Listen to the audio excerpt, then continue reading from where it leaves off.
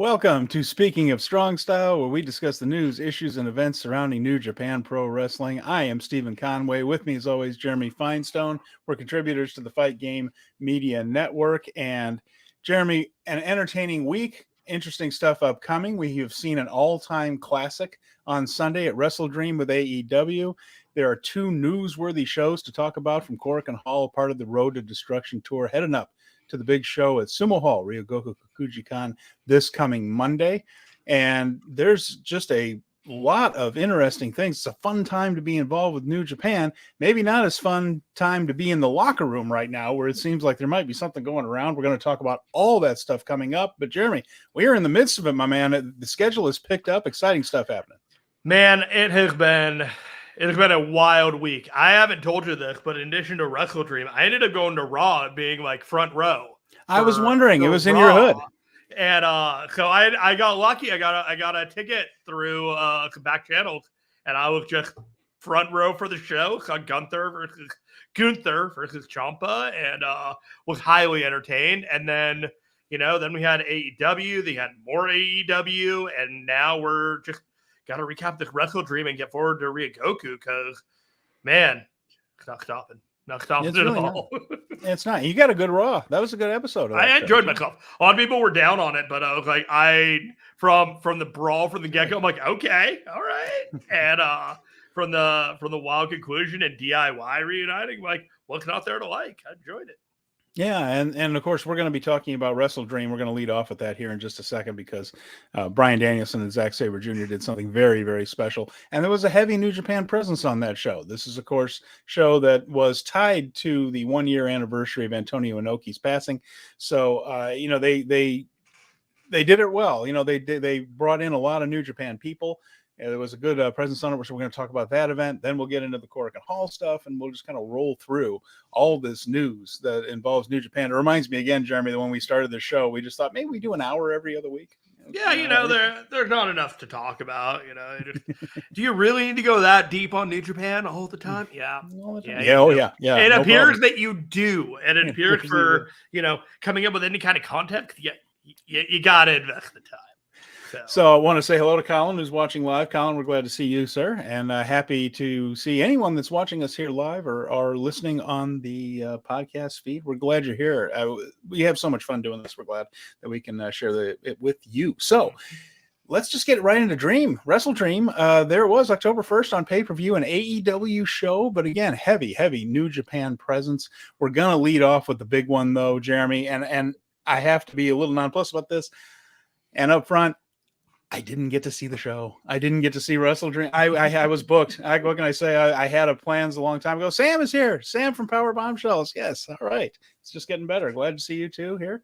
And that is just something that I wish I had seen it. And believe me, where I was wishing I was watching it rather than where I was.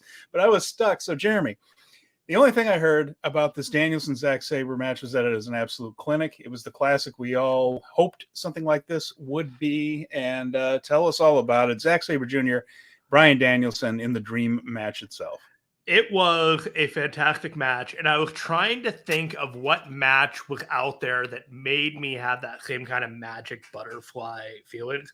And the first match that came to mind that I watched that reminded me of this was Shawn Michaels versus Kurt Angle at WrestleMania 21, where it was just these two guys at the top of their game went in there and just made magic with each other. And every move mattered, every counter mattered, every single offensive and defensive move that they made. It was all consequential. And dirty little secret, I actually got to watch this one with Big Dave. So that was a lot of fun, and I can tell you that it surpassed whatever expectations you had. It surpassed his expectations. It surpassed my expectations. He put it best, and we were talking about it like, was it the best match of the weekend? And he asked me if I liked it better than Ilya Dragunov versus Carmelo Hayes, and I told him I did, and I'm not sure if it was a better match, but I think it was a match I liked more. And And he went on his show and said it may not have been the best match of the weekend, but the likelihood is that people will remember this match much longer than they'll remember any other match from this time period. That's pretty true. Just watching it and watching the counters, I'm okay if they never have another match. But the talk was very quick, almost immediately. Like, let's run this back, and I could see that happening. What about you? Yeah, I mean, I think they might do it again. It's always possible. Whenever you get something like this that's that good, it's hard for promoters to keep their hands off of it. And just from and so from an artistic standpoint, sometimes you think, boy, just let that masterpiece sit on its own wall. But we're also not the ones that have to make a profitable company work. So it's incredibly tempting for those companies to run that back just because, like, well, it worked last time. Word of mouth is going to be out about it. We can sell tickets. We can sell pay-per-views.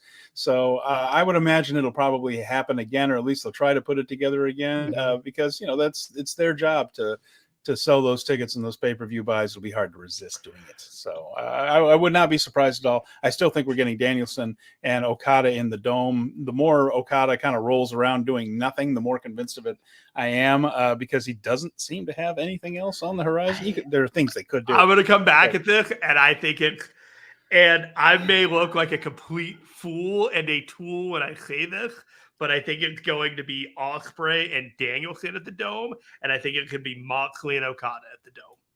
Moxley and Okada. Two really should be. mean It should be guys in the middle of their prime. You don't think that match would work, huh? Yeah, I mean, it would.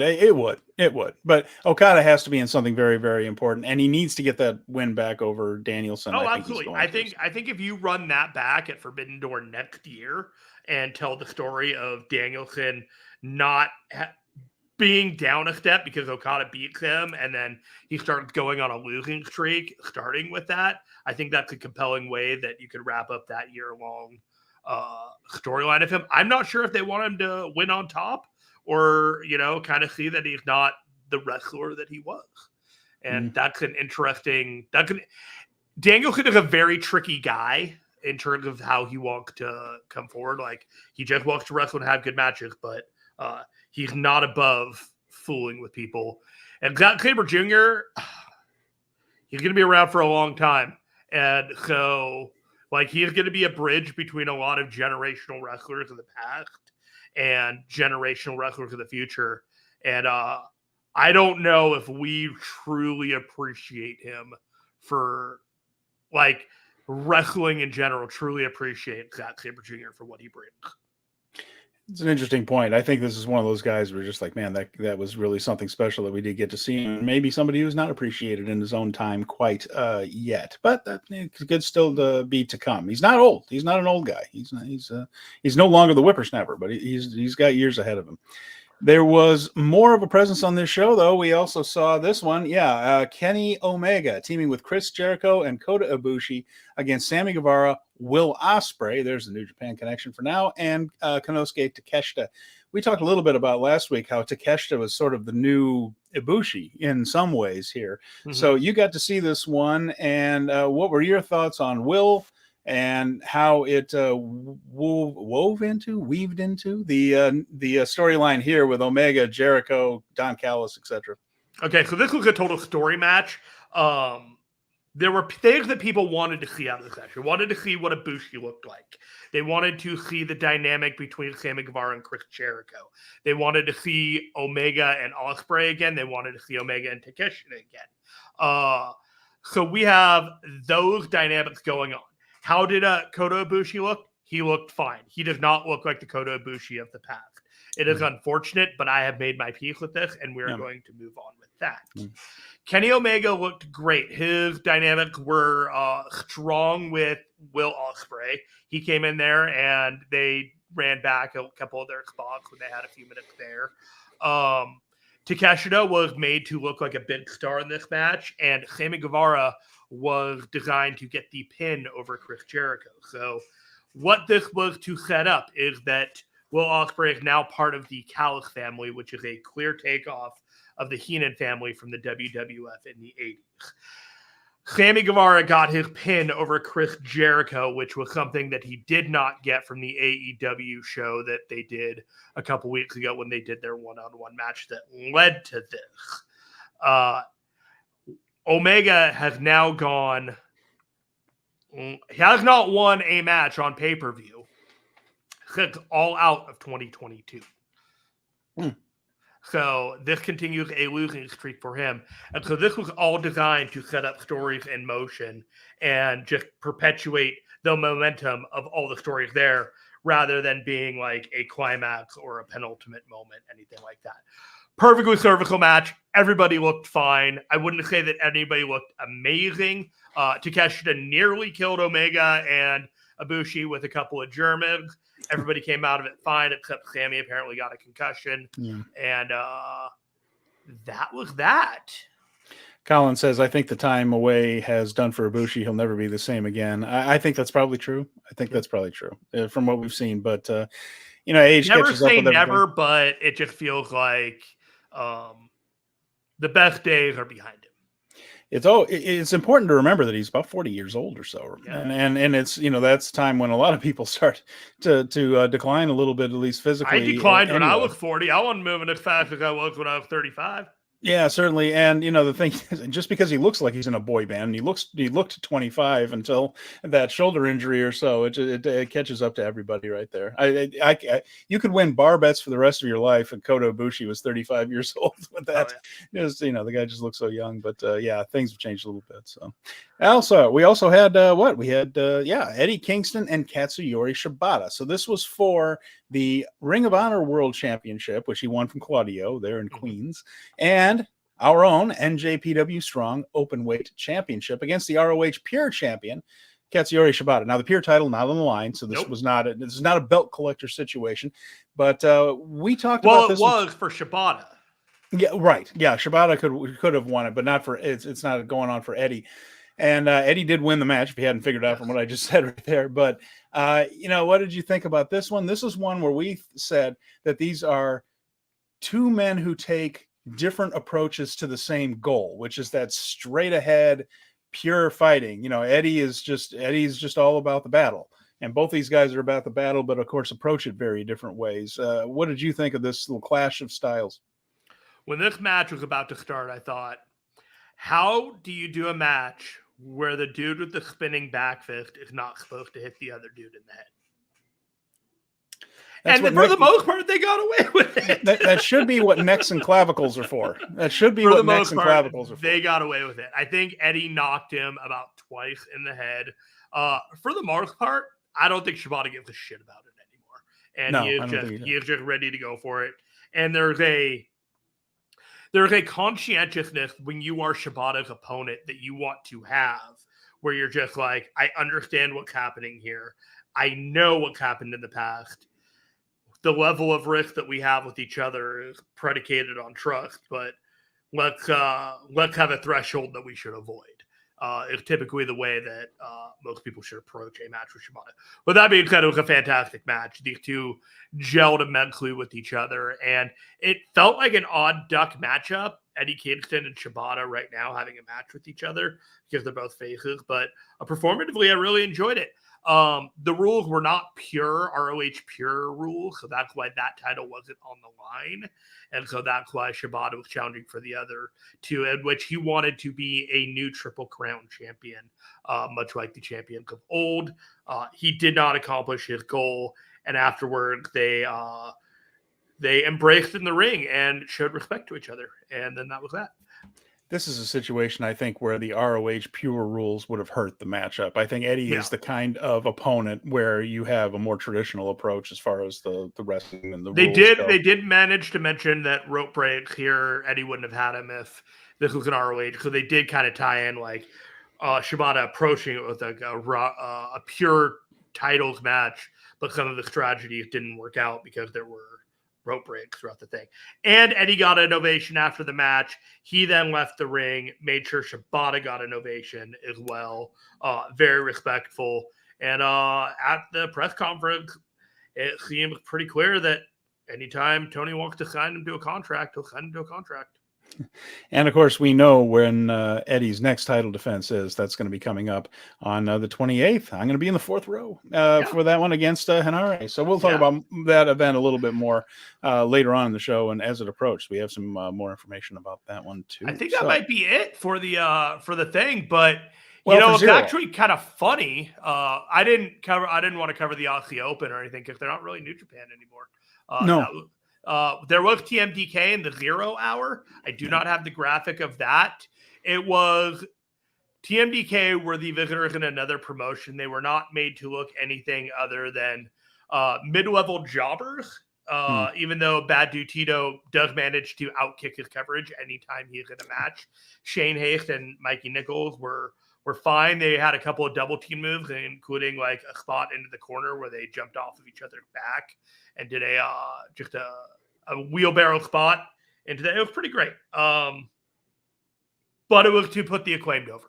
And I am not the hugest fan of the Acclaimed, and good for everybody for doing business with each other. But in a perfect world, TMDK would have beaten them in that match. Not a big fan of the House of Ass? I don't need to be scissored by anybody in wrestling. It gives me the creeps too.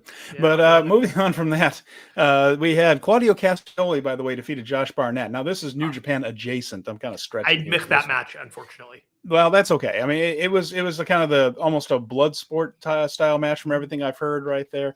But Flaming Shark says the House of Ass is not the worst house around, though. Not wrong. He's not wrong. He's Shark's on it. But Claudio defeated Josh Barnett in that match. It's more the work to look like an MMA style match. Josh Barnett has a lot of history with New Japan Pro Wrestling, not currently in it, because he tried to ruin a major match that you were in attendance for when Juice Robinson and Jay White made the bonehead decision to smash into the railing in front of a 70-year-old Jim Ross and injure him. Cow Palace. Barnett in the Cow Palace lost his head for a second and went in the ring. I don't know what he was planning to do. The memory of the Cow Palace, my friend. Had he gotten hold of Jay or Juice, but he was pissed off because his friend JR got hurt, and he rolled into the ring and has not been seen in New Japan ring since. But he was somebody that wrestled a lot with New Japan, especially when they were doing the hybrid MMA pro wrestling stuff. Now I know why Jay White wasn't on WrestleDream. Because Josh was in the building. Josh Barnett was there. I think that I would hope that's past it. So let's hope so. And then Satoshi Kojima was in a match on 0 hour. He teamed with Keith Lee, Athena, and Billy Starks in the mixed tag. They defeated Shane Taylor, Lee Moriarty, Diamante, and Mercedes Martinez. I understood Kojima's the one who scored the pin in this. Yeah. I mean, fun match from what I heard.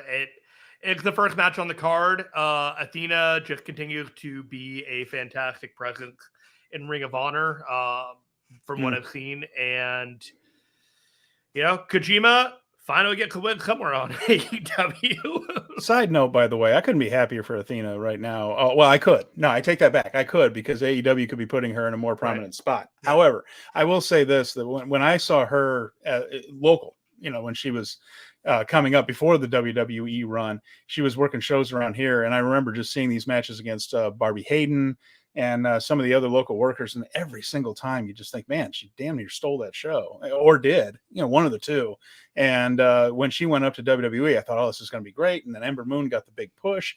Then just things kind of stalled out. And I just thought, dang, is it really not going to happen for her? But it does seem like Ring of Honor is treating her well as champion. I wish it was a more prominent spot. But, I'm not going to go into that too much. If you want to hear some very intelligent commentary on that, watch Power Bombshells Sunday. Mel and Sam, I'm not just saying this because Sam's watching, although I'm glad she is.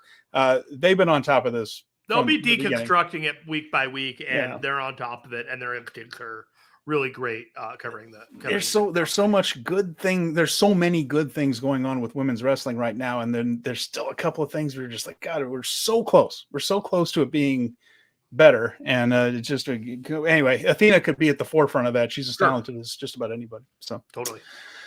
Yeah. Anyway, local wrestler around here, one of the Texan. I gotta plug that. So there you go, WrestleDream. Anything else you want to add about the show? Talk about a little bit. Did they get into any of the Inoki thing? Did they have a little presentation? I know his family was supposed to be. I think it was on the 0 hour.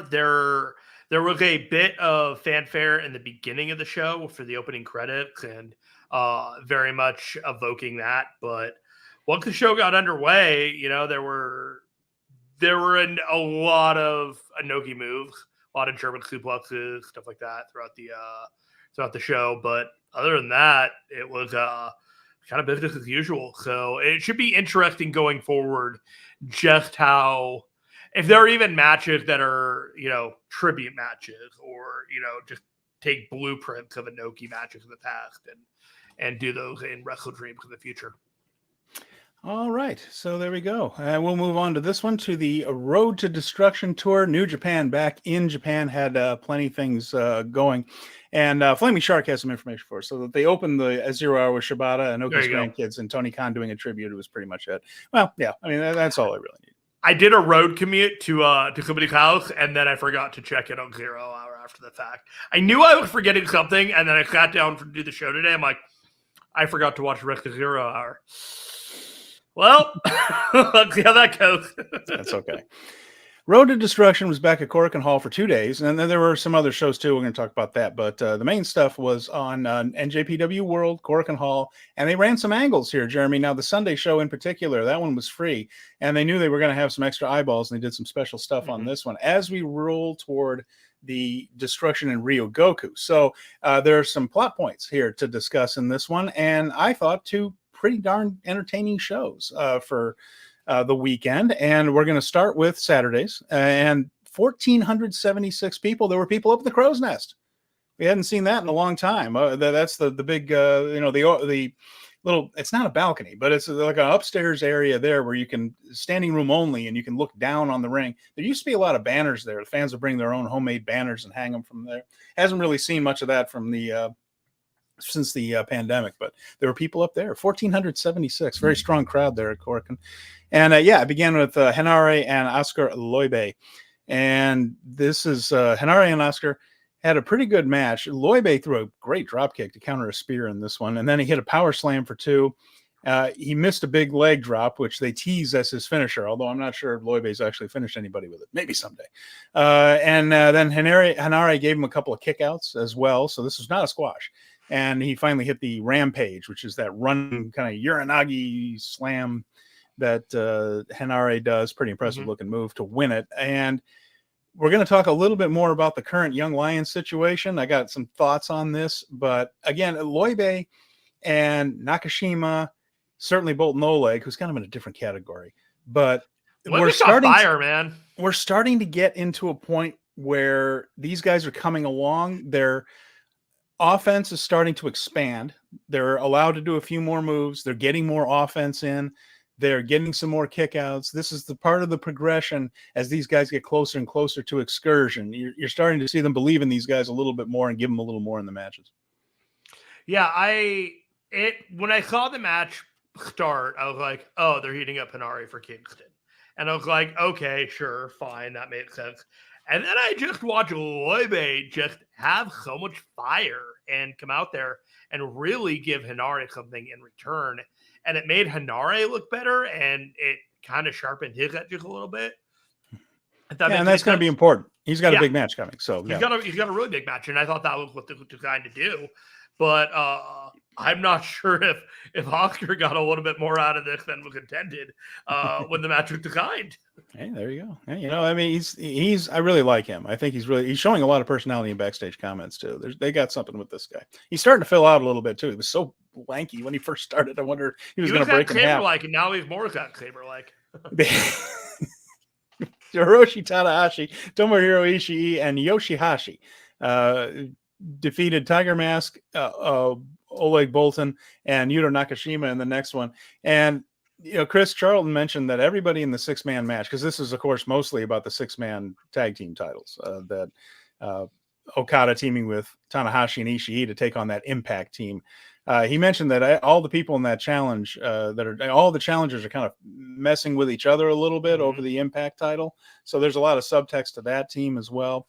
Nakashima had it out for Tanahashi in this one. He was running right through him with chops, knocking him off the apron. So a little bit of attitude from him. Bolton versus Ishii. That's a match that I'm going to enjoy once it finally happens. Those two squaring off. It does, however, remind you just how short Tomohiro Ishii is. I think he's barely 5.5 feet tall, but maybe shorter than that. But because Oleg's a big guy anyway, but he towers over him.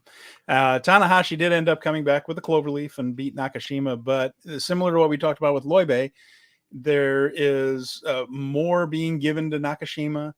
They don't beat Oleg, even when he's, the only young lion in a match. We'll get to that in a minute. He just doesn't, they're protecting him. They see a lot in these guys, and Nakashima, of course, is starting to get his Makabe on a little bit, both with the build, the hair, the attitude, and things. So when do we see the Nakashima and Tanahashi match? They seem to be building toward these guys butting heads with main roster guys here, I could see them not announcing it until after the 9th, but that seems like a match for Royal Quest. It could be. I mean, that's something they could do. But they got to get through that 6-man never openweight title match first. And after this one, we had LIJ. That's Shingo, Yotasuji, and Bushi. They faced the United Empire crew of Jeff Cobb, Great O'Khan, and Callum Newman. The Shingo Cobb stuff was really good. And I love seeing those guys run into each other anytime. The crowd really likes Callum Newman, and he is starting to show a little bit more. That's something I mentioned a couple of weeks ago. How about that rope running? Oh, geez. The guy's just a blur out there. And Suji worked a lot with him, and that was a lot of fun, too. So I think Newman has a future. Like I said, he's needs to build things up a little bit. I see what other people see in him. Mm-hmm. I want to see more of him, but he is the guy that's going to lose for the foreseeable future. Sure. And Suji won this one with a submission on Newman, but it was a good tag match. I can't say there was a huge story behind it just because we've already seen this clash between LIJ and United Empire play out at Destruction in Kobe, but it was an entertaining tag match. This was a setup show for the big show. Up next, we had Hikuleo, El Phantasmo, Kushida, and Kevin Knight. They faced the Bullet Club crew of Alex Coughlin, Gabe Kidd, Clark Connors, and Drilla Maloney. A fun 11 minutes, 19 seconds here. Bullet Club wrestled in pants because they had been quote-unquote out all night and didn't have their gear with them. I think leave the I forgot my gear look to Moxley. It works for John Moxley. I don't know if it works for these guys. Maybe don't go out all night and then get sick afterwards. No, we're going to talk about that. I think this could be a 5-day hangover. How good was that night in Roppongi, I ask you? But a good Hikuleo rally in this one. The Jet Setters have worked on some new double team stuff. We saw them do a couple of moves that look very smooth. They've been working on their stuff in Impact for sure. Kushida ended up rolling up Maloney for the pin. This was good again. I wanted to mention one other thing earlier that I forgot, by the way. When the Ishii, Tanahashi, Yoshihashi match was over and they had won, they beamed in a promo from the Impact crew, their challengers at Ryogoku. So again, they're not here to do the preview tags, but they cut a promo on the 6-man tag champs. I wanted to mention that. When I thought about Kushida, he's been an Impact guy for a while, and I wanted to bring that up. So good again, keeping the challengers strong. Classic booking. This is the first time these four in Bullet Club have been in a match together, and only these four, right? Mm-hmm. Yeah, that's interesting. And they were all working really well with each other. Yeah, and a lot of this is about keeping those challengers strong right here, because the next match played right into that. This was the Gorillas of Destiny team, Tama Tonga, Tongaloa, and Jado, against the Bullet Club crew of Chase Owens, David Finlay, and Geto. The elimination match on night 2 of the Korakuen shows would come down to these guys. And they even hinted at Geto versus Jado someday, which upper mid card on a Korakuen show in the future I'd get into. That's fine. It doesn't need to be a main event anywhere. I don't know. I like the subtext. I've been watching Geto and Jado for 25 years. It's still weird for me to see them wrestle each other, even though it's been going on for months and months. It's still weird to me. But as long as they're in a ring with each other, they're always going to be together. Well, that's very true. But no, those guys have been attached to the hip for so long. It's just fun to watch. Submission win with the crossface for Tongaloa on Geto, of course. I mean, that's why Geto and Jado are here, to protect the others, whatever the finish may be. And they had something. Colin actually tweeted me about this one. They said the Geto has lost the plot because he's gone back into his archives of 80s wrestling, and he came up with the arm wrestling challenge. We'll talk about that, of course, because it led off the next night's show. But yeah, a New Japan arm wrestling challenge between Chase Owens and Tonga Loa coming up the next night. So, and I remember writing in my notes. Sometimes I just turn on these shows and I have no idea what's on the card. And I'll tell you, that card really kind of caught me by surprise from the get-go, but we'll get there. We will. Flaming Shark says Geto and Jado is harmless fan service if they do it. Yeah, I'm not talking about a Tokyo Dome match here. I'm not even talking about anything at Oda Ward Gymnasium. If they want to do it, time passing angles. third from the top at a Korakuen Hall show, I would like to see the match someday. I really would. I would get a kick. I would get a kick out of that. I know that they aren't what they used to be physically, but that's a legendary tag team in Japanese. So if that's your fan service, I can respect that. Okay. I appreciate your understanding. Up next was the Best of 7 series, match number 4. All these have been good. Strong Style, Minoru Suzuki, Ren Narita, and El Desperado taking on Yuji Nagata, Shota Umino, and Master Wato. Real good again. We're doing a lot of these matches with these guys because they're also previewing each other. They put another wrestler on each side, make it an 8-man tag.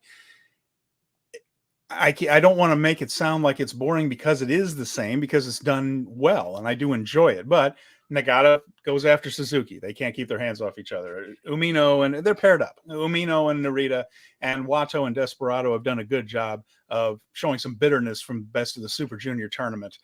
So each of these guys has a singles feud within this 6-man tag.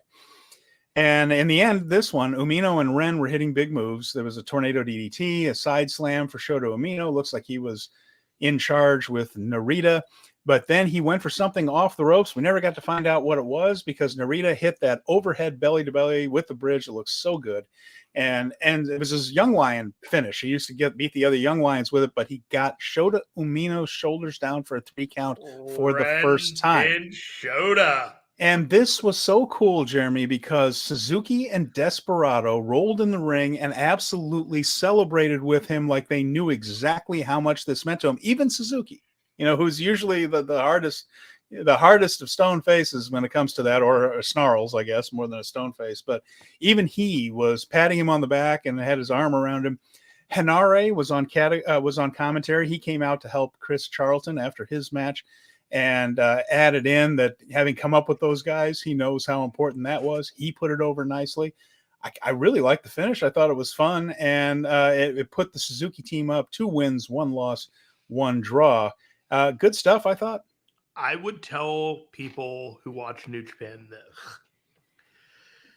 The finish of that match will be so consequential going forward in the next year for every tournament, for the G1, for every time that these two meet up with each other. They are going to go back and reference that Ren pinned Shota Umino in this match. That is how consequential this moment was.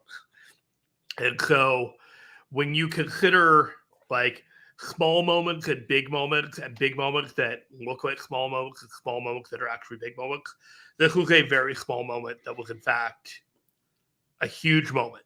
And so I'm not trying to like rain down everything on it, but pay attention to this moment because it was a big deal. After that, we did have the main event angle match, which was Sanada, Doki, and Takamichi Noko against the House of Torture. That was Evil, Show, and Uncle Nobu, Yoshinobu Kanemaru. Only 10 minutes. They're not going too long with these preview tags here. And this one was interesting in the Just 4 guys, which is they put the old intro on from Takamichi Noko saying Just 4 guys at the very beginning that they used before Sanada joined. But Kanemaru sold a lot. They bounced him around in this one. So a lot of this match, although there wasn't a lot of this match, it was only 10 minutes, but a good amount of it was Kanemaru getting his just desserts, selling for the Just 4 guys crew in exchange for his turn. In the end, Doki ended up hitting a daybreak on Show for a pretty good near fall. Then there was a ref bump. Dick Togo came in with the Garrett. And then Show went for the shock arrow on Doki when we had our angle. This is what we were kind of waiting for here. Taichi came out. Now, Taichi, of course, had been off the shows, saying that he had been taking personal time off. We found out a little bit more about that. a distracted Sho who looked like he saw a ghost, like he was never going to see Taichi again for the rest of his life. But Doki ended up rolling up Sho and pinned him. Taichi then came in and hit an axe bomber on Sho, then kicked the heck out of his head. He stared down Kanemaru, sort of. It was a very grim Taichi in a good way. Yeah, how did you feel about his presence? Yeah, I like it in this situation. I don't want it to be a total character change, but considering I like when people are on the receiving end of a turn that would in real life hurt badly, and they act differently. There's very few things annoy me more, and WWE does this all the time. And WWE's been good the last year and a half or so, but maybe longer than that. But Taichi when guys get injured, I remember the Miz, like somebody invaded his house, and then he still comes out like doing his entrance with the sunglasses. No, Taichi walked out there like, screw you and everybody who looks like you. He rolled out there like he was the Undertaker. He just calmly walked out there, and he was about to beat the ass of anyone that was in the ring against him. And that's exactly what he proceeded to do. And then he wasn't going to go after anyone then when they ran scared afterwards. He's just like, it puts over the angle when you act differently. Yes, he's pissed. He's pissed. This isn't just him going out there and doing his lip syncing thing. This guy's mad. I like it. It makes the angle look like it's something important. And so anyway, he says he hasn't just been taking time off. And he kind of let that hang in the air because they were going to be doing something the next day. So let that hang in the air that he hasn't only been sitting around on his time off. And that led us to the main event, which was this match, Conway, was fantastic. And Flaming Shark says, in other words, further proof that Taichi is way better than SANADA. Yes. And I want to mention this too. And I'm going to do it now because we're talking about SANADA and all this. Chris Charlton pulled off Simone Biles level gymnastics in flipping and twisting his way into trying to explain SANADA's utter lack of charisma, because he brought up this idea that he's disappointed in Evil, not mad at him, because he thinks Evil can do more. Maybe he can bring Evil around. He just needs to be able to talk to him and maybe knock some sense into him. That's how Chris put it, as to why he's not just furious. It's because he's sad and disappointed that his former friend is acting like this when he knows he's capable of so much more. I'm like, Chris, that's some heavy lifting, my friend. That is some good thinking in trying to explain why SANADA just looks completely disinterested in his own main event angle. He doesn't know how to emote. End of story. Credit to Chris Charlton for trying. SANADA is the best at a furrowed brow, but that is it. Nah, they're not even that. It's particularly convincing. He just looks bored all the time. Here you go. He's as bored with his matches as I am with him. So we have Kazuchika Okada and Lio Rush. Look confused more than anything, but he does do a furrowed brow. He does do a furrowed brow. Okay. Okada and Lio Rush against Naito and Takahashi. Now,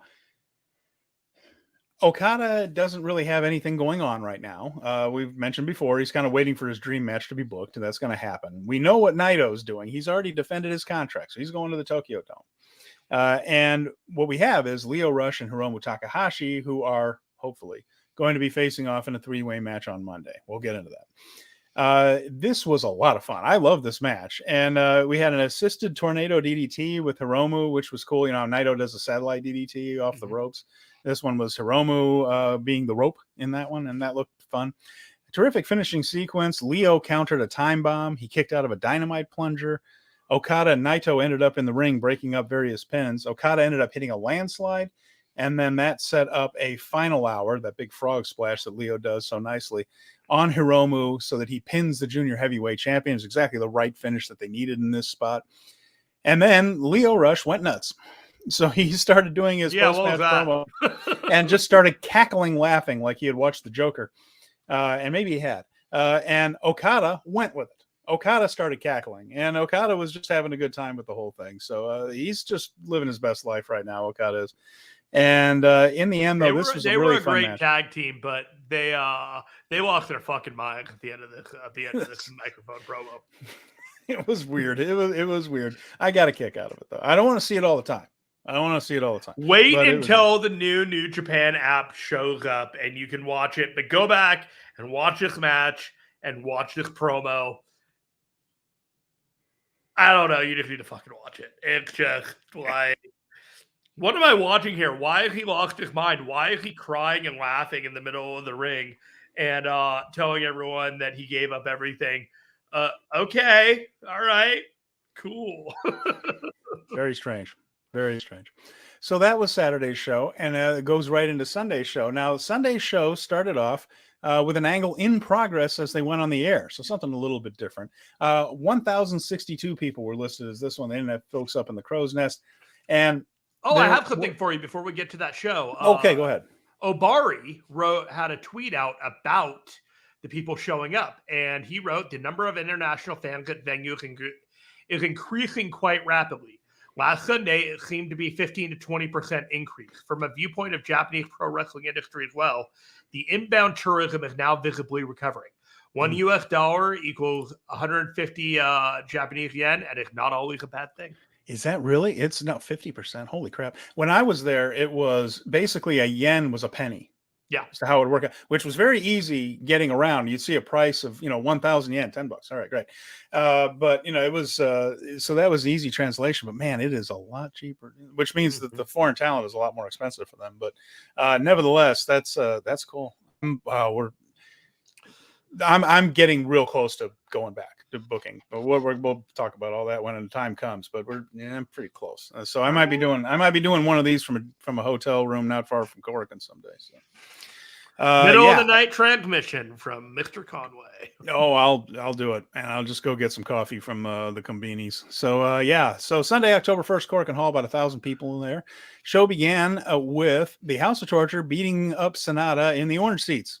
He had done a signing before the show. That's common. You'll have wrestlers out there signing autographs when you first come up the elevators there to the 5th floor of that building, or you take the stairs. Same thing. A little, and I do mean little lobby right there where they have people doing some merchandise sales and autographs and things. And he was there, and apparently he was accosted by the House of Torture and beaten up, and that began the show where they took SANADA out. That context is usually every show starts with a video package going into the show. There was no video package. It literally started with a cut of the House of Torture throwing SANADA through the stairwell into the audience at the top row. So that was an interesting way for the live free show that is on New Japan World to get underway. And then it cut to the video package. And then it was just like, okay, where do we go from here? And then we had an arm wrestling contest. Tonga Loa against Chase Owens. Now, this went exactly like every arm wrestling contest in the history of professional wrestling. So this goes way back, decades. Everybody did these things. So every territory did them. Billy Graham basically toured wrestling doing these things, where he would challenge a babyface to an arm wrestling match. Jesse Ventura did it later, but Jesse Ventura also heavily influenced by Billy Graham and many, many, many others over the years. And they go about the same way. And this one did too. You have the heel in there. First, they stall for a while. And the babyface is, of course, ready and raring to go. I'm going to prove that I'm stronger than this guy. And they finally lock up. In this case, they had Tonga Loa beat Chase Owens in about a microsecond for the first one. But he says, no, wait, I wasn't ready. Usually there's some sort of stalling tactic, or they're about to start and the heel walks away, that type of stuff. It depends on how long you want to go, how long you want to milk that. Jesse Ventura was so good at these that it was better than a lot of his wrestling matches. As a matter of fact, when he wasn't with Adrian Adonis, he was so good at some of these arm wrestling challenges when you really milk it and things. He did really work the heel end of it. Chase, not quite Jesse Ventura in there, but he was trying hard. They got lined up. They start again. This time Chase is leading. He's leading. He's got Tonga Loa in trouble. And then Tonga Loa acting like he's just barely hanging on, and then he just smiles at Chase. Mean. And just starts running. Chase with both hands can't beat him. But the same thing that happens in all of these that I mentioned, the heel attacks, right? In this case, Sho hit him from behind. They beat down Tonga Loa. Was all a trap to lure him in and get him by himself. They Pillmanized his arm, and that was to set up a bit of a injury angle for later on, because the Bullet Club is going to be facing the Tongans and their allies in the elimination match at the end. So service that anyway, and they have a singles match at Ryogoku, Chase and Tonga Loa. they wanted to put some heat on that as well. So just, again, classic pro wrestling booking. I mean, there are 1,000 worse ways to build this feud, but there's also 1,000 better ways. So I'll just take what I can get. It's something different. I guess he just was probably watching his old tapes and just like, we haven't done one of those. So sure, maybe we'll do that. I was amused when I watched it. I was like, all right. Oh, intrigue. All right. And I was just like, if you had done it and Tangaloa had just like gotten the better of him and, there was kind of like a Chase Owens is less showing his ass, I would have been perfectly fine with it. But I didn't need Chase Owens to get any heat going into this match. I mean, it's fine. It's fine. It filled a little bit of time. We started off with Toru Yano and Tomohiro Ishii against Bolton Oleg and Oscar Loibe. And again, Loibe still going after Ishii. This was pretty good. A sliding lariat from Ishii to Loibe got the win.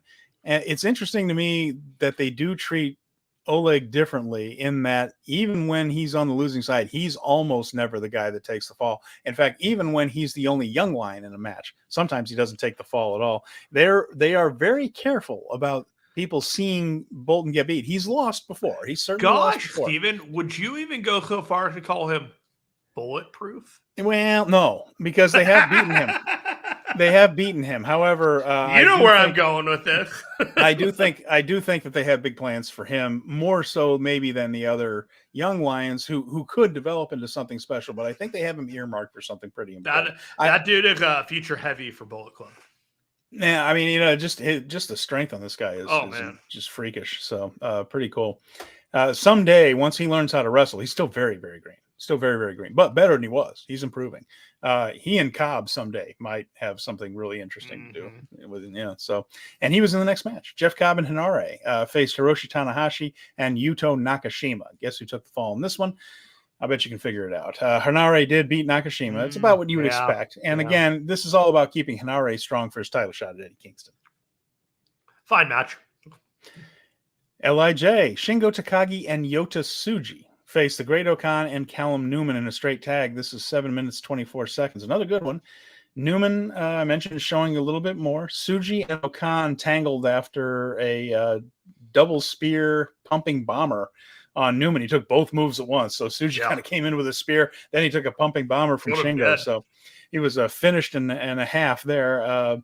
This is where I really noticed Newman running the rope. He had a couple of sequences with a couple of the other guys that was just like, oh, this guy's not your normal Super Junior.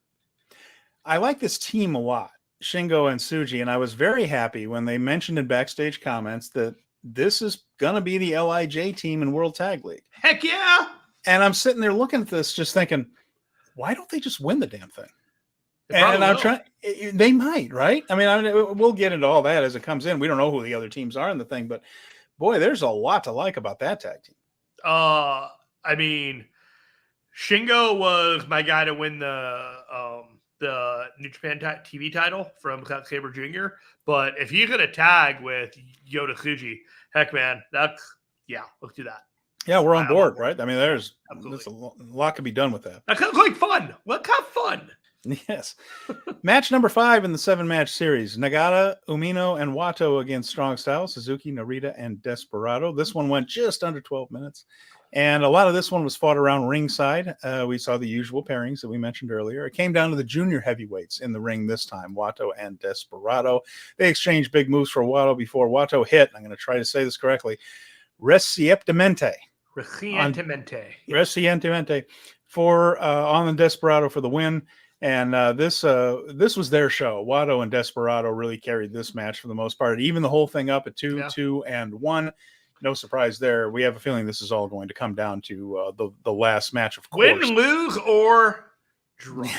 Absolutely draw, yeah. And Flaming Shark has some thoughts on what we were just talking about, by the way. Let's put this up. TMDK got such a recent title shot. Probably want Shingo and Tsuji to on Wrestle Kingdom. So, yes, them winning Tag League makes a lot of sense to me. Well, that's kind of where I was going with this, because they do need to get those guys in there.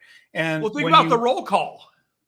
When you look at when you look at the tea leaves, we're guessing that Umino and Ren will finally square off.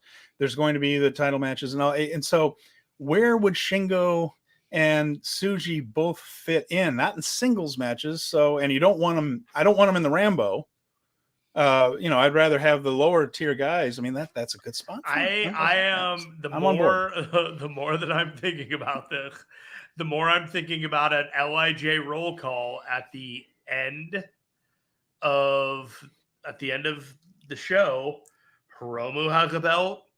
Yoda and Shingo have a belt. Bathed in gold. Naito has a belt. Bushi just clapping for everybody. Poor Bushi. Well, Bushi's very happy for everybody.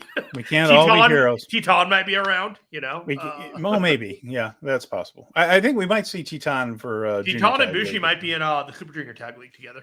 That'd be fun. Yeah, they're a good team. Yeah. Anyway, there's that one. So we'll move on from the best of 7 to another 6-man tag that was darn entertaining. So we had the Chaos Crew, Leo Rush, Yo, and Kazuchika Okada against Naito, Hiromu, and Bushi. Again, Bushi's here to kind of protect everybody on this one. Yoshihashi got the tap out on him. Hiromu and Leo went nuts early in this one. This one was all about them. It's just a matter of building up that junior heavyweight title match. And every time these two are in the ring together, I just want to see more of it. It's just amusing to me that Yo is just kind of there in all these matches.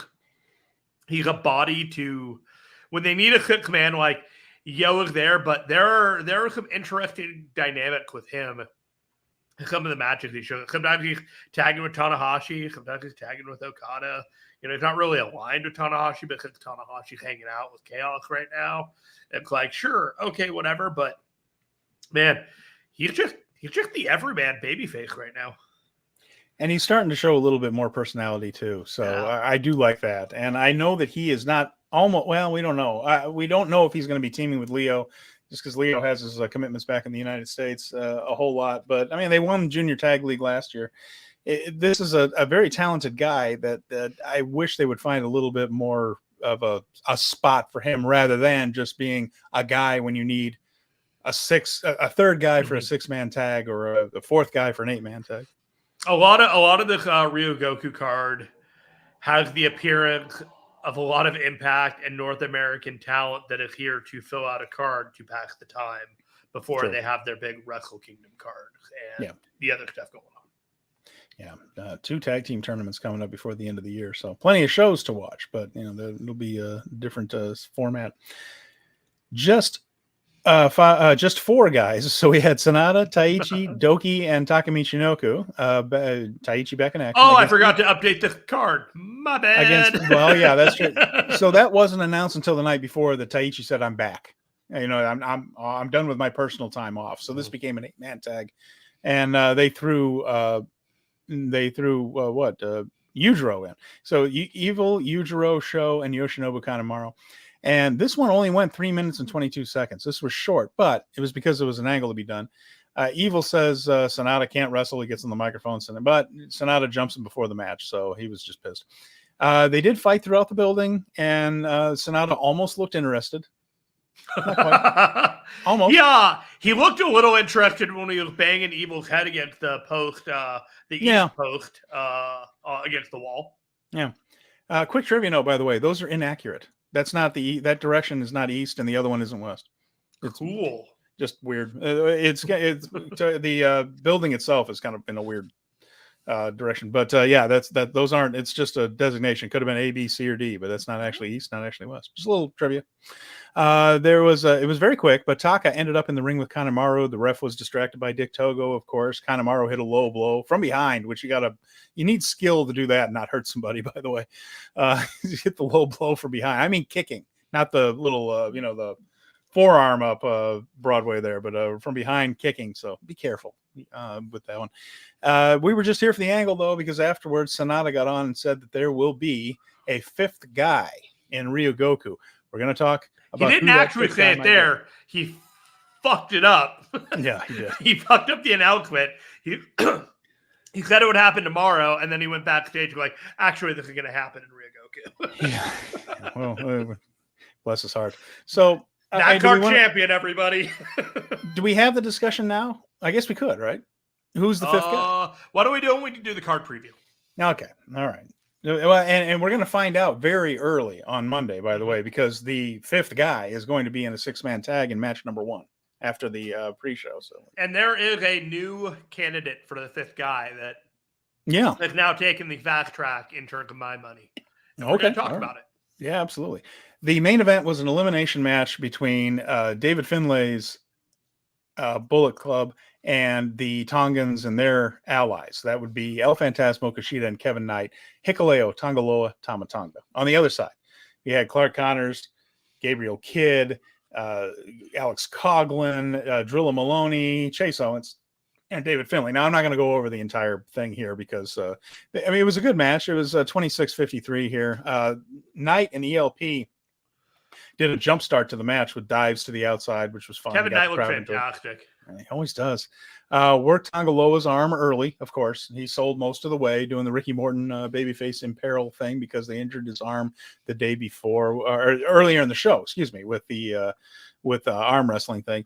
Hikuleo was the first person out, but they helped him out by having the entire Bullet Club have to do it. It was like the group effort of getting him over the top to the floor. Again, an elimination match in which the Battle Royal elimination works the same as a pin or a submission, and that helps keep guys from getting pinned too much. You can protect them with that. So they protected Hikuleo a little bit by making the entire Bullet Club team join together to get him out. And later on, Alex Coughlin almost killed ELP with a German suplex.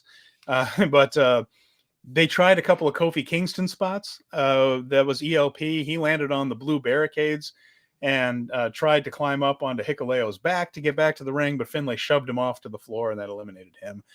Kevin Knight ended up, this is the most absurd one. This didn't work.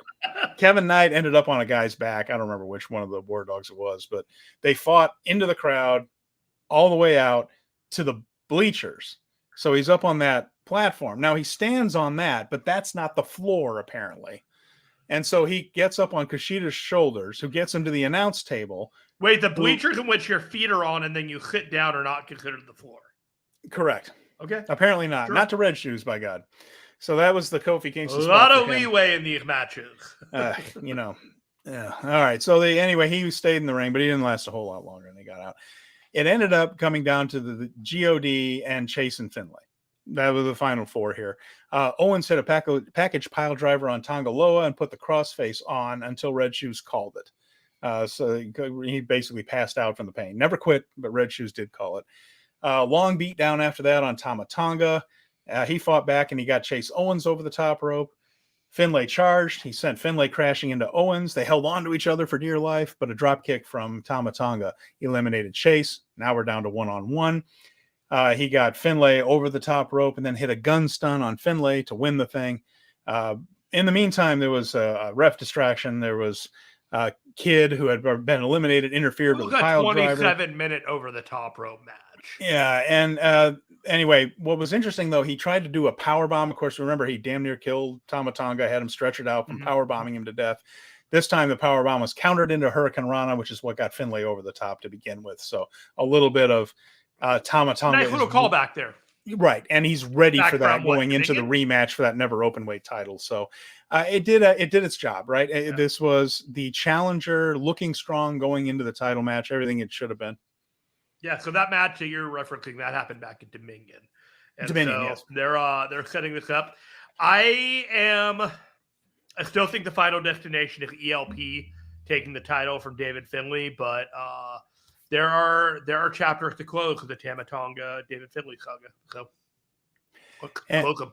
The question is, are we going to be able to get this one in? Because that was the show there. That was the end of the Korakuen Hall show. Since then, there have been health issues in the New Japan locker room in that Lio Rush, Hikuleo, Alex Coughlin, Gabe Kidd, and Kevin Knight have all become sick.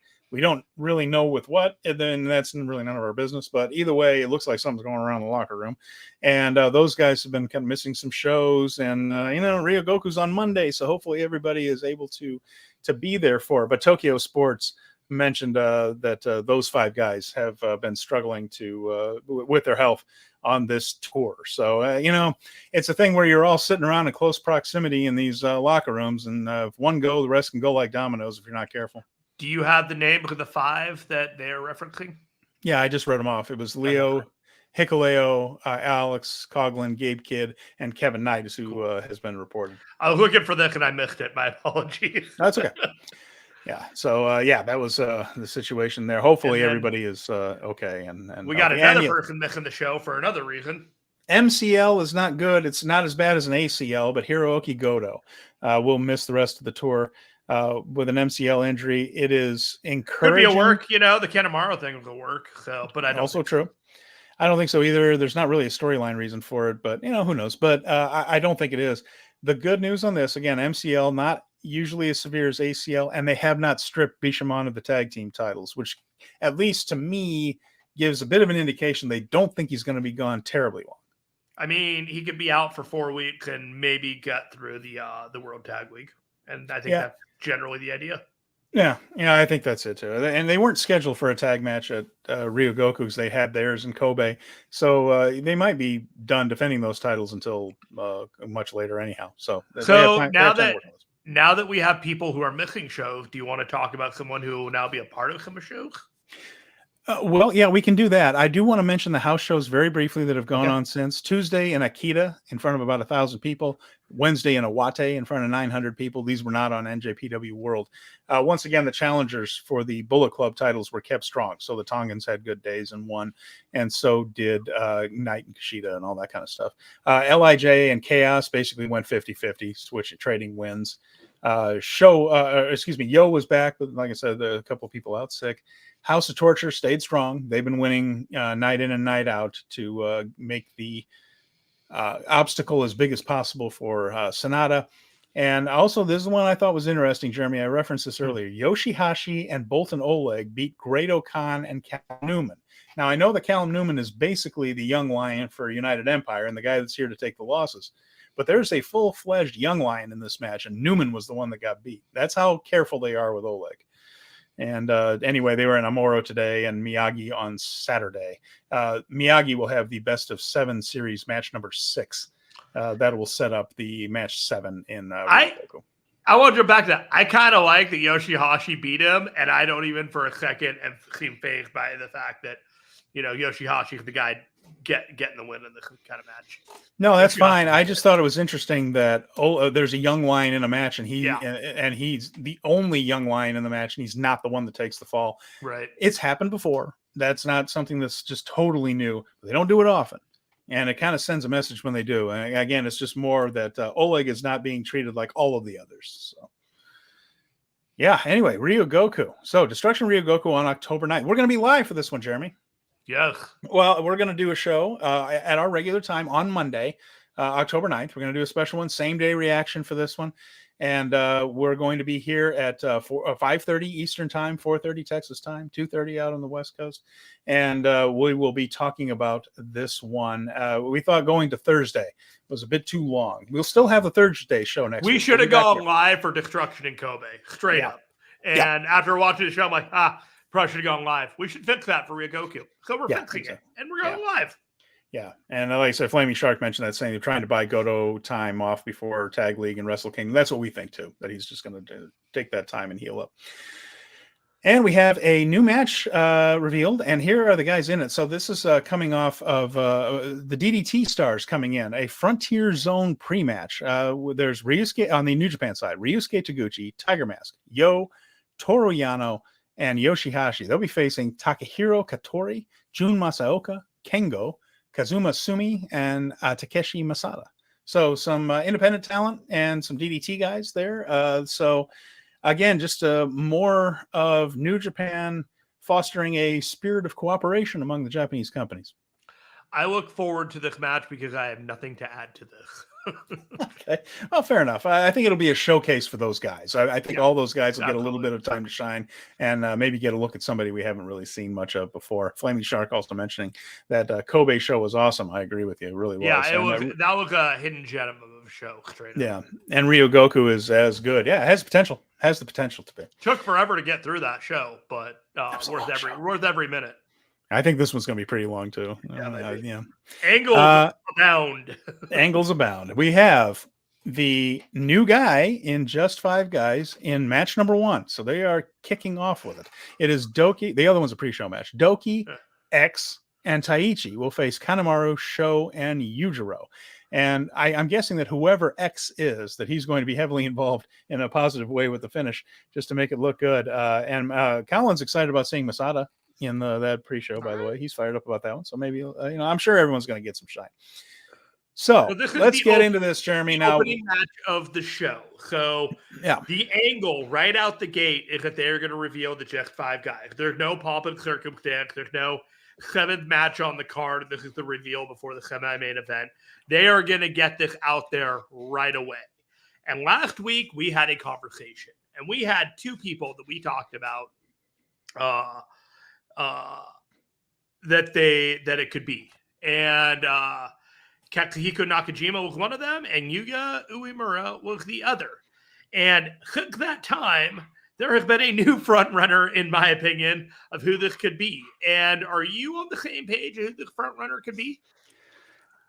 I'll explain why he's second place for me right now. But go ahead and make your case, because there is a lot to think about here. So the guy that I'm talking about is Taiji Ishimori. And he was injured back in June with a cervical neck injury. And I hadn't thought about it all that much, except he has a record against Yoshinobu Kanemaru of 1-12-1.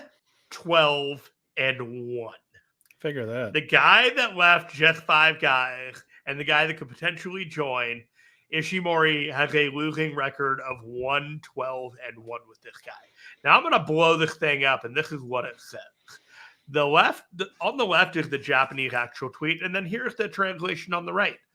I love this scene because I watch this scene every day, and I'm a big fan of the Superhuman Blood Alliance. Now, for the folks that are listening on podcast now, let's remember that we're radio for some folks. Yes. This is a group of superheroes, all with their fists in, or at least, or if it's one of those things where you put your hand on top of it's the like other. The Power Rangers or the LIJ, like the roll call. They're all joined in unison with their hands in a circle. So good stuff. But I hate the number 5. And even though I watch my favorite scenes every day, the more I see these 5, the more irritated I become. When will I be able to compete? The number 5 irritates me so much that I stopped looking at it. Oh, poor Taiji. I'm sure it is frustrating for him. He wants to be back in there. I'll say this. When Taiji Ishimori comes back to New Japan, I think it would be very smart if it were not with Bullet Club.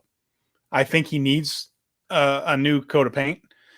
And this is a ridiculously talented wrestler who is absolutely lost in the Bullet Club shuffle.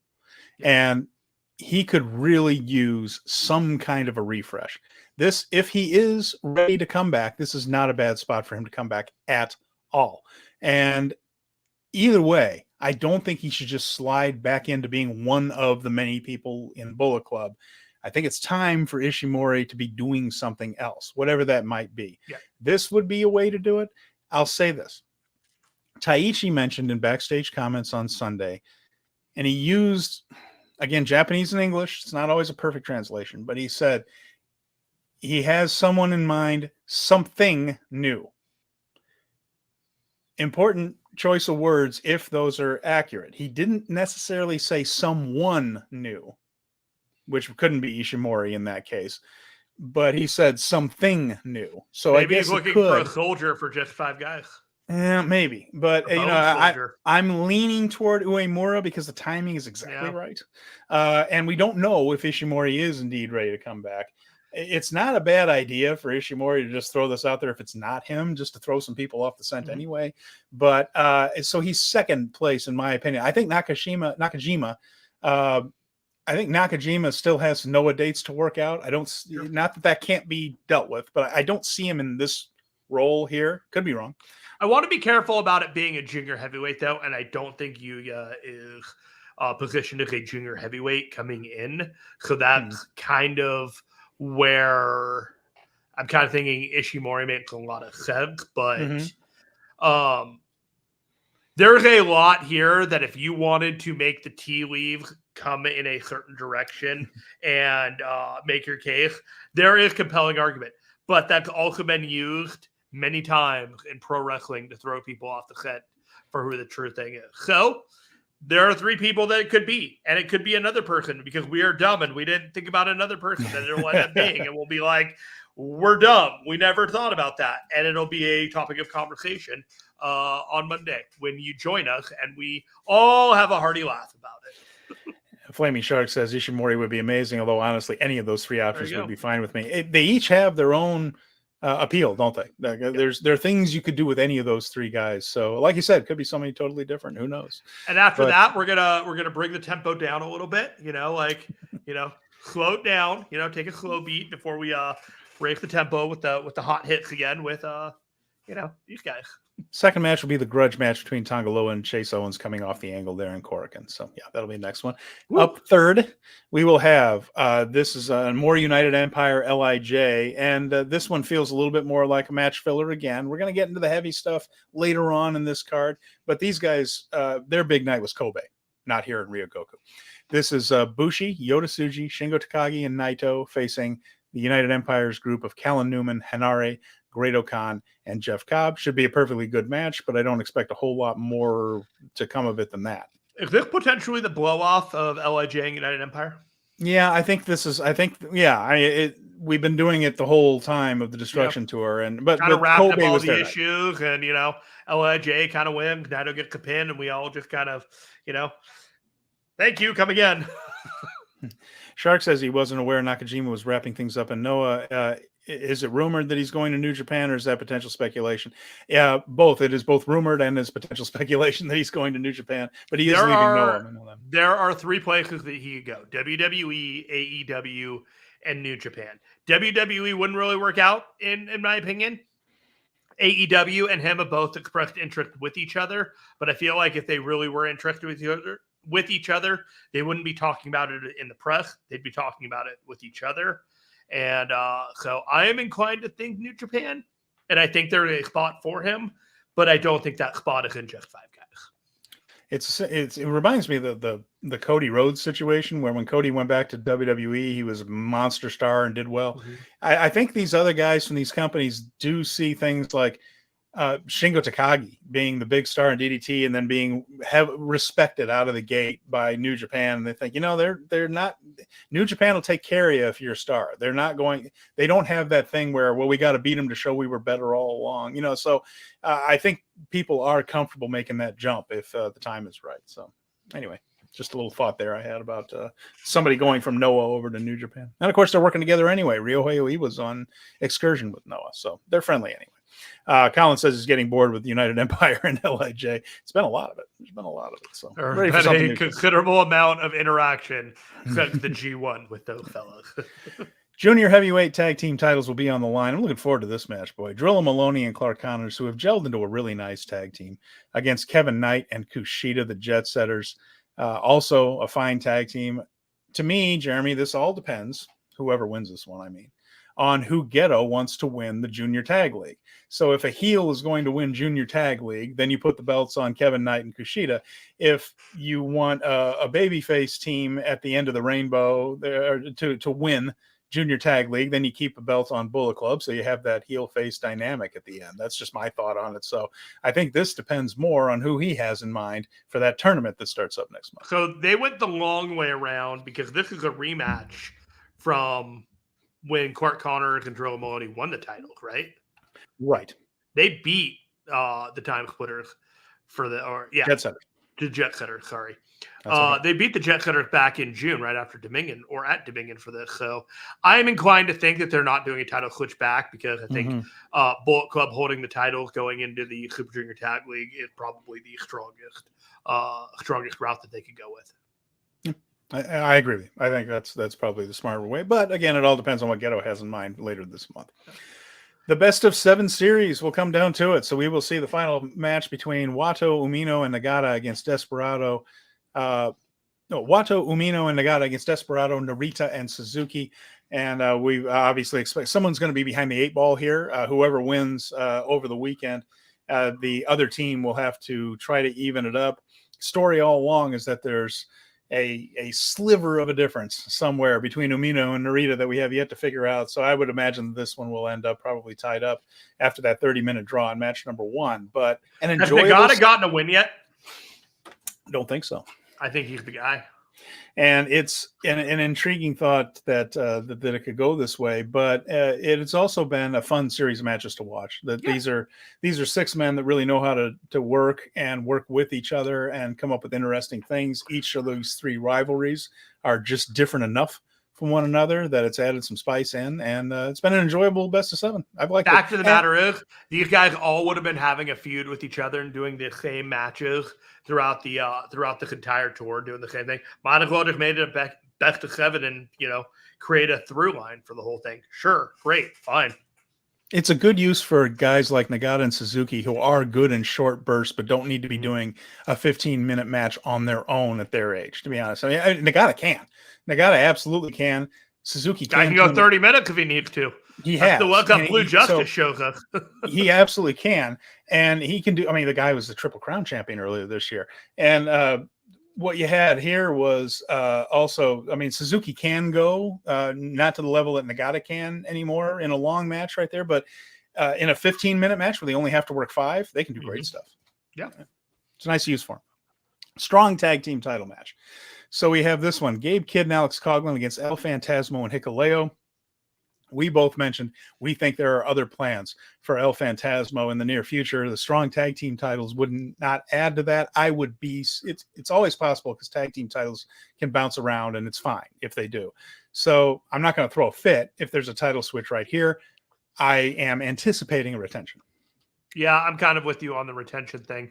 I kind of wondered if David Finlay would be involved in the match in any way, but he's not the next match, but the match after. So I think whatever happens is going to stay within the world of these 4 guys and no one else really getting involved. So that should be important. An intriguing never openweight 6-man tag team match is up next. Ishii, Tanahashi, and Okada will face Josh Alexander, Chris Sabin, and Alex Shelley. So 3 of Impact's top stars, including their champion, facing off here for the never openweight 6-man tags. This feels like a retention also, and perhaps some conflict among the challenging team because, of course, there is an Impact championship that is being contested amongst them. So this could be more of an angle or type of thing, don't you think? Yeah, so Josh Alexander and Alex Shelley are having a title match at Bound for Glory on October 21st, which is important because we will get to that later as to why that's important. But they are teaming with each other as well as Chris Sabin, who is the Motor City Machine Guns. So there's an interesting dynamic of, can these 3 get along with each other for whatever reason? I think that there is going to be a considerable amount of angle alert. I think the Motor City Machine Guns and working with Okada is going to be, and Tanahashi is going to be a tremendous amount of fun because they all truly, truly love each other. And Josh Alexander getting the opportunity to shine at a higher level with Okada, Tanahashi, and Ishii is something that he's been clamoring for a long time because there were people in New Japan that did not see him at this level, and that appears to be finally changing in some aspect. Do you think we're going to see Ishii and Tanahashi end up shaking hands or fighting at the end of all this? You think it'll be a one-on-one match eventually? Yeah, that if in a perfect world, Tanahashi and Ishii would have a Wrestle Kingdom match. Excited to see this one because it's different, according to Flaming Shark. Good to see New Japan doing something with Impact talent in Japan and really good Impact talent at that. Yeah, I'm pretty fired up about seeing it. It'll just be a nice little match in there. And Alexander in Japan is exciting. Yeah, I'm glad it's finally working out there. So we have, after that, the Never Openweight Championship between Tama Tonga and David Finlay. A rematch here. I don't see Tama Tonga winning. I think, again, this is still part of the process of David Finlay being pushed. They are always going to want the leader of Bullet Club to be seen as a top guy, and losing the Never Openweight title now doesn't seem like the right way to do that. So I anticipate Finlay retaining here. Yeah, I'm with you on that. We talked about the reasons earlier. I hope that this too is a draw to a close for the Tongans and the Bullet Club feud, and maybe we just focus on ELP or just go in a completely different direction in all worries. Yeah, so that's kind of where I'm at on that. Because ELP can go and challenge for this title a little bit later. Hikuleo could team up with Tonga Loa in World Tag League. They've said that the Guerrillas of Destiny are moving on from just being a tag team. They've done it so many times. Might be time for something a little bit different from them, but that might be a way to branch things off. Junior heavyweight title match. We're all excited about this one. Not a whole lot more needs to be said about it. Hiromu Takahashi is going to defend his title in a 3-way. Hopefully everybody's healthy. We mentioned some of those people are sick. They have until Monday to get better. I'm just look at the not at Speedball and Hiromu. I hope the guys are drinking their Bakari Sweat. That's just Japanese Gatorade, and I hope they're doing well and getting themselves hydrated. But I hope they are too. It's actually not that bad. It sounds worse than this. Hiromu Takahashi against Leo Rush and Mike Bailey in a 3-way. Hopefully it comes off, because if these three get in the ring at full strength, it's going to be fabulous. Going to be a match that we'll all be talking about afterwards, and making your way to see on a brand new New Japan World app, hopefully by then. The next one is the main event. Hopefully, can't wait. Hopefully, cannot wait. And I have a reason why I cannot wait, and we'll get to it after you explain. Lumberjack death match, the IWGP World Heavyweight title, SANADA versus EVIL, and the factions involved, the Just Five Guys, whoever that will entail with their new person, and the usual House of Torture characters will be the Lumberjacks from this one around ringside. World Heavyweight title, they have stacked the deck so hard against SANADA, put him through so much, and this seems to be him overcoming that final obstacle before he moves on to the Tokyo Dome against Tetsuya Naito. I'm so excited, Stevie. You know why I'm excited? Because when it's over, it'll be over. Yeah. Very well said. Because when we will be talking about this on Monday, it will be in the past. Whatever we are looking forward to, there will be somebody that comes out at the end of that show and challenges the presumptive champion. I'm assuming SANADA, but I don't care at this point. I don't care if he won the title. But somebody's going to come out there afterwards, and they're going to have a confrontation. And hopefully it'll lead to Wrestle Kingdom. But it could not.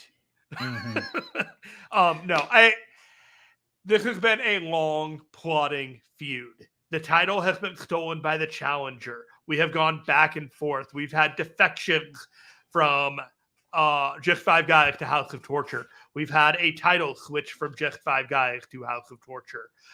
More than likely, this title will not be switching to House of Torture, but stranger things have happened. I would tend to assume that the fifth member of Just Five Guys is going to play a pivotal part in the Lumberjack match for turning the tide towards Just Five Guys, and we go from that forward. But honestly, man, I'm just excited to be over with it. I just want to get on to Royal Quest and talk about this match in the rearview mirror. That will be Destruction and Ryogoku at Sumo Hall there. And again, we will be live on the air here on YouTube. And then, of course, the podcast feed will be up. And we'll do this show on Monday. And then we'll do our regular Thursday show a week from tonight. So keep that in mind. So there were a couple of matches that were announced right afterwards. And I have some graphics for those if you want to talk about them. Let's see some graphics. Okay. Josh Alexander against Will Ospreay at Bound for Glory Fallout. Cool. Okay, so this is interesting. If Alexander wins the title the night before, this will be a world title match where Josh Alexander will defend his title against Will Ospreay. But Will Ospreay will not be defending his United States, United Kingdom title against Josh Alexander.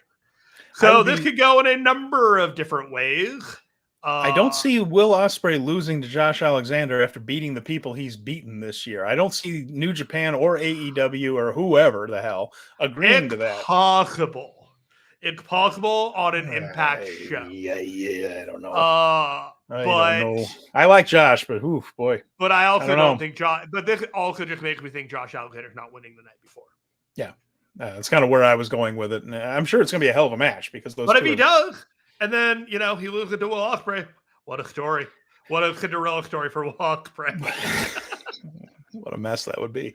And then we got some official Fighting Spirit shows that you're going to be attending live. Fighting Spirit Unleashed. By the way, if you're going to be at that show, say hi. I'll be there. I'll be hanging around. We have some information about this. One, it's going to be on Fight TV. Sorry. On the $15 on Fight. Yeah, and it's going to be the first show for Walker Stewart, the new English language announcer for New Japan. It's going to be his first live event. So we're going to be, we'll get to hear him. He made a little statement here. Jeremy, you want to tell us about this tweet that he put out, his official statement and how excited he is to join the crew? I'm just going to go out there and I'm going to call Walker Stewart a friend of the podcast. Yeah. We've had conversations, and I'm looking forward to seeing what he is able to do with the new commentator for New Japan Pro Wrestling. It is official. Here's my statement. I'm excited to connect further with New Japan World fanatic, hey now, across the world as we dive deeper into our love for professional wrestling. See you soon, New Japan World Global. He's honored, blessed, and excited to announce that he has signed as the lead English broadcast commentator for all New Japan World events. And he's only been doing this 2 years, Steven. He started as a commentator in 2021. Yeah. And his first debut event will be October 28th, 2023 at Fighting Spirit Unleashed, live on Fight TV. He was recommended by Kevin Kelly, and we've spoken about it a bit in the past. It's going to be an exciting time, and we're going to grow with him on this show. And we should not expect perfection, but passion and an engagement to learn and get better is going to be a lot for me to give him grace and confidence going forward. Yeah, Kevin's a hard act to follow, isn't he? He was excellent for New Japan and still is. I mean, we're talking about him like he's in the past. He's going to be doing the Ryogoku show. Kevin Kelly is. He's also going to do Wrestle Kingdom, so he's not totally done.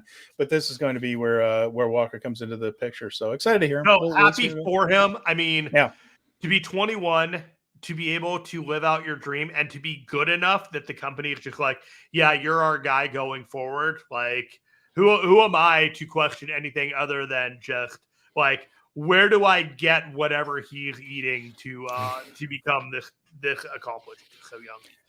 So more information on Fighting Spirit Unleashed. We will be getting Eddie Kingston against Henare, which we expected. That is now official. So Eddie has won his title match against Shibata, so we can officially say it's going to be Henare there. We're also going to get Julia against Hayan. So Hayan, somebody a little bit new to people that have been watching New Japan. I found out a little bit about her, Jeremy. She's going to be challenging Julia in Las Vegas. She is from Houston, been wrestling since 2014.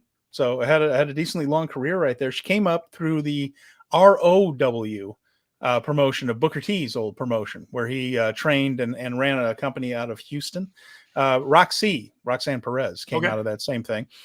So Booker, much better trainer apparently than he is a commentator, but he is doing well. A lot of people actually came out of Reality of Wrestling who has some talent right there. But anyway, Hayan came out of that and worked a lot on the Texas indie circuit.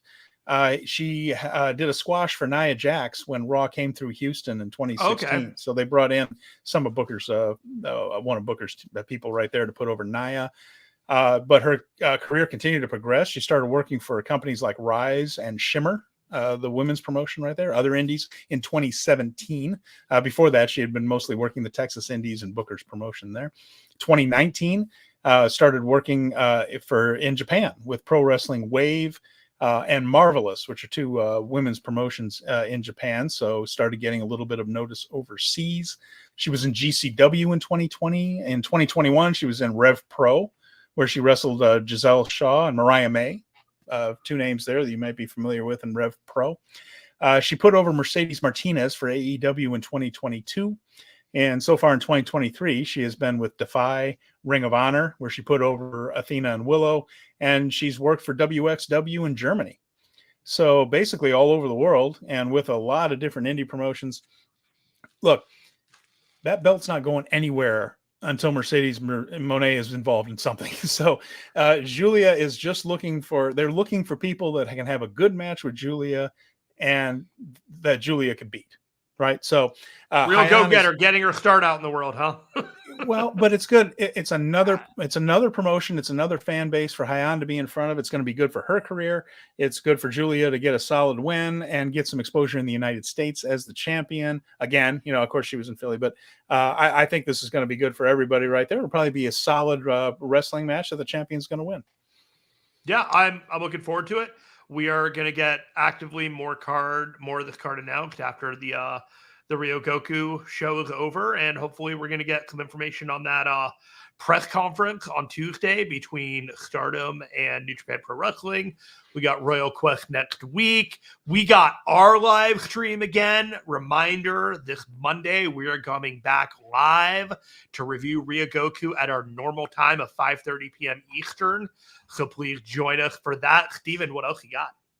I just want to mention one other thing here. Yesterday, October 4th, was the anniversary, and New Japan Global's Twitter feed reminded me of this. I'm not going to take credit for it. They reminded me of this. One of the goofiest matches in pro wrestling history took place on October 4th, 1987. So we just had the anniversary of it. This was the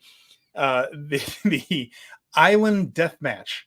The Deserted Island Death Match between Masa Saito and Antonio Inoki. It took place October 4th, 1987. And so I went back and watched this thing, Jeremy. And here's what they did. So when you picture a deserted island, I think of the classic thing with the island in the middle of the ocean with the one palm tree or something. It's not what this was. This was a small island off the coast of Honshu. That was frankly not deserted. It was bustling. If you watch the video of this, and it's on New Japan World, you can go back and search for it. You see a lot of ships coming in and out of a harbor in the background. There's a helicopter overhead. It's actually kind of a busy harbor right there. But apparently, this is where two classic Japanese swordsmen, I don't know if they were officially like samurai or not, but where there was a famous duel to the death. The Alexander Hamilton, Aaron Burr of its day, apparently. Okay. In Japan. So they go back to this island, which I found out also has a couple of memorials and a walking path if you want to take a ferry out to it. Sure. But so this was the deserted island. They set up a ring out there on this island. No referee, no real. It's just a fight, right? And they had some people around there, and they even put up a couple of torches. These stands with this little metal holder so that they could put logs in it and set the logs on fire later. So it had this very Survivor-esque feel to it later as dusk settled out over the harbor. This match went 2 freaking hours. 2 hours and 5 minutes. A lot of it was Inoki. Sounds like they were in survival mode, Steven. This is not the best professional wrestling match you'll ever see in your life. This was a lot of laying in holds, sometimes in the grass, sometimes in the ring, sometimes in the ropes, sometimes, but a lot of it in holds. Finally, they started like headbutting each other and hitting each other, running each other into the post to get all nice and bloody, to get the visual effects of this thing. But it was a long ass match, and it wasn't. It's not. There's a reason There's a reason this isn't an annual affair. It's also not a cinematic. It's also not a cinematic match the way Final Deletion was, or there were no cuts and takes, and they just did it there, a match there for 2 hours in this island, and just filmed it. They had an announcer, they had some other people around, but they had this whole thing on an island that went 2 whole hours, and finally, he ended up putting him basically in a sleeper or a choke, and choked out Masa Saito. He was carted off to the tents that they were using as a dressing room. And Inoki, staggering around, exhausted, of course, in the grass with grass and blood stuck to him. It's quite the spectacle. I'll tell you what, best wrestling match ever. Getting put to sleep after that match doesn't sound like you're the winner. It sounds like you're the loser. It sounds like you're the winner. They actually did it again. They did it again in 1991 with Tiger Jeet Singh and Hiroshi Hase. And if you've ever seen Tiger Jeet Singh wrestle, 10 minutes is plenty. I can't fathom going longer than that. Poor Hase had to deal with that. Although they did add an element. The Tiger Jeet Singh went so crazy that they had tents out there for their dressing rooms. He set his on fire. So at least it was that. Like that was something right there. And Flaming Shark just says, boneyard match with none of the ridiculous fun elements, editing in 10 times as long. Yeah, that's basically what we're saying. All right. That's basically what we're saying. This was a slog, but it is available if you want to see something weird ass on New Japan World. It is available on NJPW World. The Deserted Island. It's a Ganryujima is what it's called. The Island Death Match. Masa Saito and Antonio Halloween Inoki. themed or no? No, it was. They just had it. Does it work? Does it work as a Halloween theme? Like you watch it for Halloween?